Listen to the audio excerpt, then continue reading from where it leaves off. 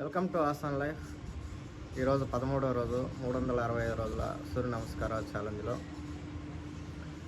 మనం ప్రతిరోజు 7 cycles of సూర్య నమస్కారాలు చేస్తాము. అంతకంటే ముందు వార్మప్ చేయటం జరుగుతుంది, దాని తర్వాత శవాసనం వేయటం జరుగుతుంది. ఎందుకంటే వార్మప్ చేయటం అనేది మనం ఒకేసారి హీట్ జనరేట్ చేయటం వల్ల మజిల్ డ్యామేజ్ అయ్యే స్కోప్ ఉంటుంది. వన్స్ సూర్య నమస్కారాలు అయిపోయిన తర్వాత కంపల్సరీ మనము శవాసనం వేయాలి. మనం సూర్య నమస్కారాలు కొనసాగిద్దాం. Thank you. వీక్షించండి. సూర్య నమస్కారాలు ఫాలో అయ్యే వాళ్ళు ఇండివిజువల్గా వీడియోలు పెడుతున్నారు నాకు.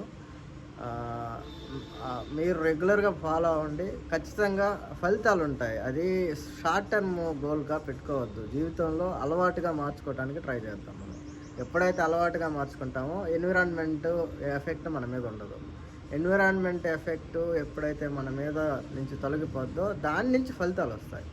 అలవాటు చేసుకోకపోతే ఏంటంటే ప్రతిరోజు ఏదో ఒక సమస్య ఉంటుంది, అది పక్కన పెట్టేది.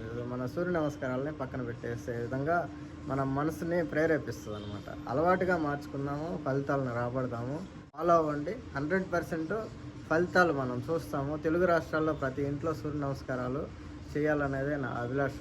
చేద్దాము.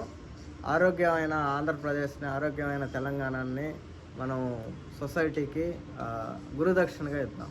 Thank you.